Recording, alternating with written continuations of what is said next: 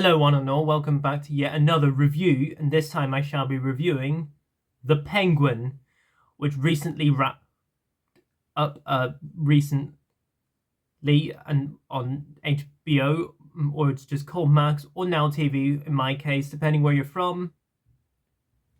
Haven't done a series review in a while, never thought I'd do that again, that's kind of nice. This is a spin-off of Matt Reeves' The Batman. Yes, it's technically speaking in the Batman universe. But you have Colin Farrell reprising himself as the Penguin, aka Oswald. And so this entire review is going to contain spoilers, so if you guys have yet to watch The Penguin, go check it out first, then come back. Unless if you don't care, do what you want, I guess. Welcome anyways. So I was really looking forward to doing this review because I really love the show. I'm a little late to it because I've had the flu earlier this month. Plus, I was so looking forward to watching the show because I loved The Batman, which is like my favorite live-action Batman film yet. As much as I love The Dark Knight, The Batman pretty much had everything I wanted from a live-action Batman movie. It just felt like the animated series was put to live action, but yet be more adult friendly and just more violent as it could be. And that was just everything I wanted from the Batman. So the Penguin was one of the side characters in that movie. So we get a TV show of him, and I gotta say, I loved every episode of the Penguin. Like, this series is literally one of the best I've seen in quite some time. I mean, I don't think they're going to carry on with the series.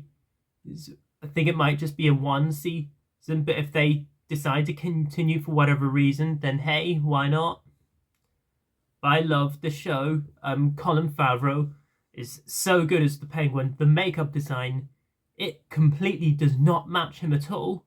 Like, it pretty much looks like an entirely different person. Like, it is probably some of the best makeup design on a character I've ever seen in a very long time. And you also have Kristen Mollety, if that's how you pronounce her name, who plays Sophia Falcon. She's quite a menace in this movie, particularly in the first episode whenever the Penguin is getting tortured. Like, the Penguin is literally getting tortured. But really, the heart and soul of the movie is by far Victor, who in pretty much the side character to Oswald.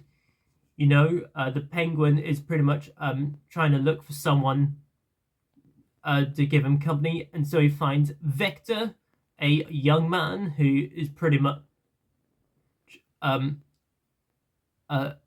heart of the show for me anyway. And I just love how their connection goes along throughout the show. You know, I loved in the end credits with every episode, you had like different songs. In the very first episode, you had 9 to 5, which is a song that I've come to like a bit more. I mean, I haven't been too much into that song a lot myself until watching this episode, honestly. But then again, you can get your blood pumping ever you like, guess, make that a pun, but whatever, because it's mentioned in the song. But with every episode, it just got really good. And that finale episode, oh my god, it was pretty much chaos. Like, what the Penguin was just dealing with his mother is just so tragic, to say the least. And you know, Sylvia Falcon herself was just still being a menace. She's pretty... I kind of thought in some way, okay, is she going to be the actual villain of... So even though the Penguin is a villain, I mean, the Penguin, to say the least, I mean, if you like the Penguin in the animated series, if you like the Penguin from Batman Returns, we'll take a look at the Penguin in the TV show, his own TV show. It's like, he is pretty much a menace, probably the most violent Penguin's ever gotten. And yet, the Penguin and Victor are having their final moment near the very end of the episode, and yet Oswald just chokes him to death, as if Oswald really only cares about his mother. Like, that is just such a heartbreaking moment, but then again, it truly made sense, you know, because, you know, the Penguin has finally found someone that he's wanted to be with. Because before that, he was technically speaking using Victor, and then decides to kill him off. And I love whenever Oswald is wearing the Penguin suit, just like what you would see in the animated series, even though he doesn't wear a hat, but just has the final moment. And then we see the bat signal at the end.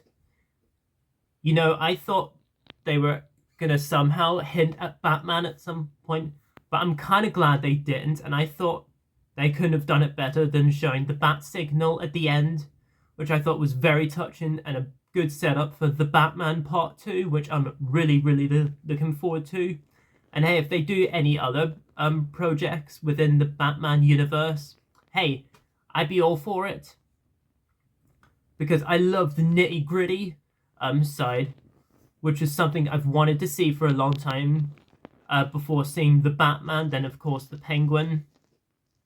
Just, it really gave whatever I want. So overall, guys, the Penguin is fantastic series. The acting is so good. The look of the show is so cool. And just, it truly felt like you're watching a TV show gangster show in some way. And just every episode I had no problem with. And there you go, guys. That is my review on the Penguin. Comment down below. Let me know what you guys think of the Penguin. Let me know below in the comments. Let's have a great discussion down there. If you haven't seen it already, I spoiled some aspects, guys. Come on. But whatever. As always, if you're new to my channel, I'm from the UK. I like to review movies, particularly classics, because that's my style. That's my favourite aspect to do. And of course, I do new releases as well. But as always, again, if you're new to my channel, please feel free to comment, like, subscribe, and notify that bell before you leave. If you're new, please feel free to do all of those. And if you're a returner, welcome back, and hope you're enjoying the content so far. And as always, until my next video, I shall see you then, and peace.